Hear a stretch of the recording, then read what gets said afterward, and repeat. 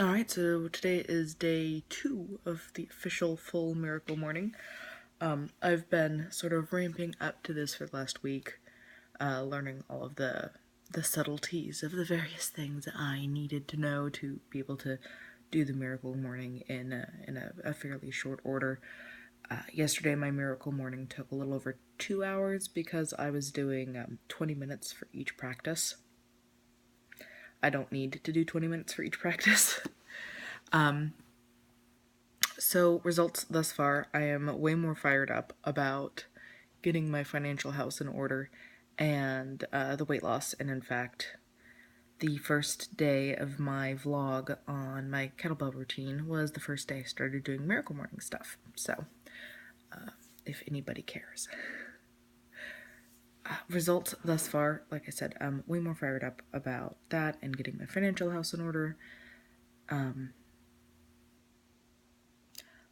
I have had a really hard time dealing with the fact that a lot of the messed up financial stuff that I do that isn't necessarily healthy or smart is directly tied to my dad's behavior. My dad had massive survivor's guilt from Vietnam, basically. He didn't come all the way back from Nam.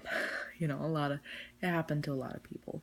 And part of how he handled that was he would sabotage himself when it came to jobs. Anytime he was about to get a promotion or a raise, he'd get fired.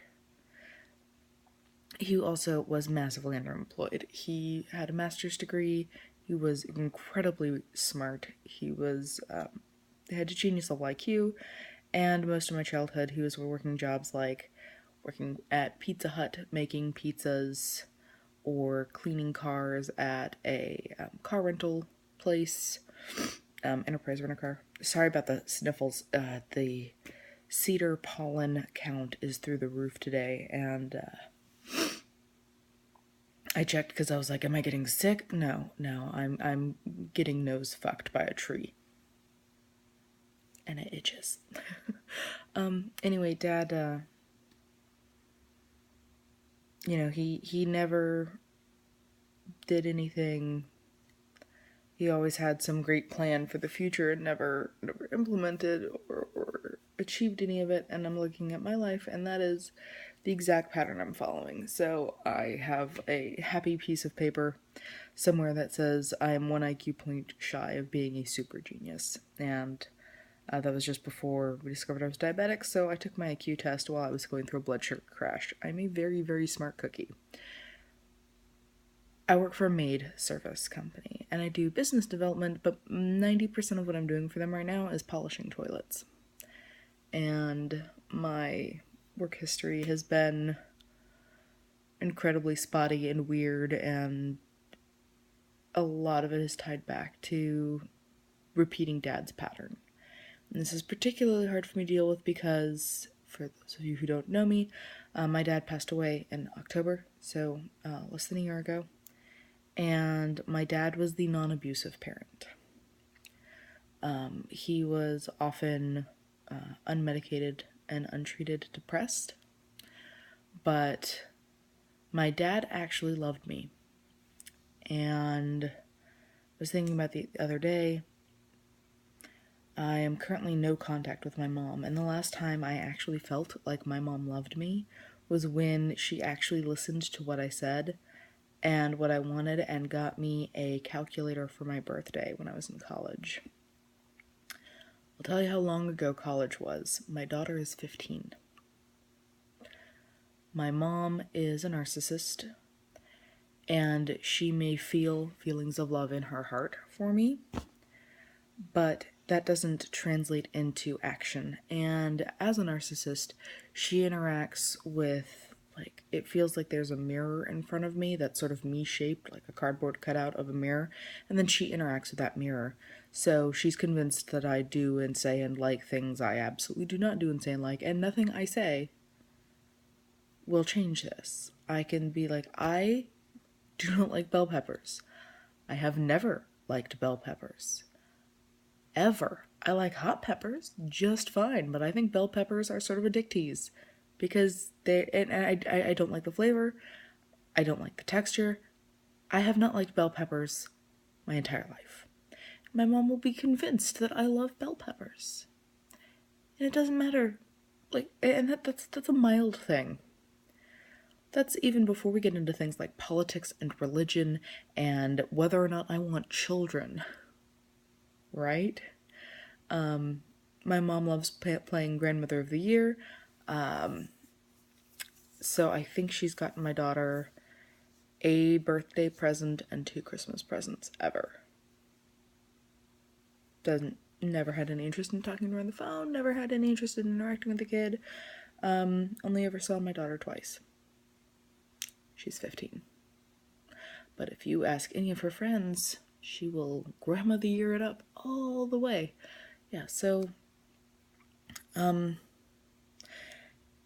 it's really easy to sort of look at the dysfunctional patterns in my life brought about by the abuse from having a narcissistic mother. Like, there's a whole bunch of fucked up shit there. Part of it is this. When you eat to protect yourself, you gain a lot of weight. Dealing with the dysfunctional patterns that came from the parent that actually gave a shit about you, oh boy, that's a lot harder. That's a lot harder. And I can't even go near it without tearing up a little. Because the grief from losing dad is still really fresh. And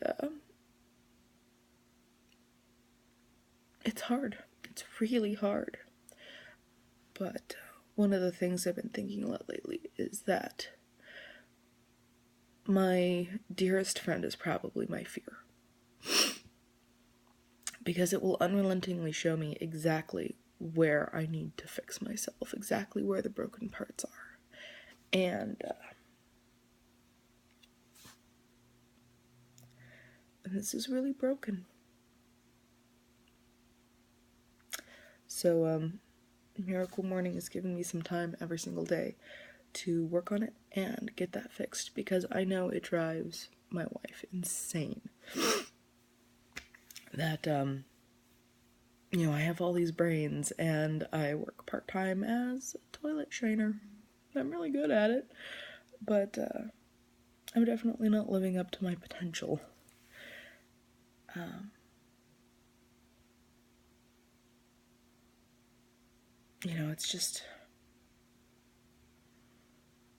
It's hard. But nothing worth having is easy, and getting this fixed, that's definitely, it has to get done. It's seriously damaged my entire life. So, and part of it is, a lot of what happened was financial abuse. By the time I was 18, my parents owed me almost $20,000. I started a company that made $30,000 my first month and $60,000 my second month. My parents embezzled all of the working capital out of the company, and it was a real estate, it was a fix and flip firm. So, out of the $90,000 I made in 2 months, I got a $1,000 aged station wagon.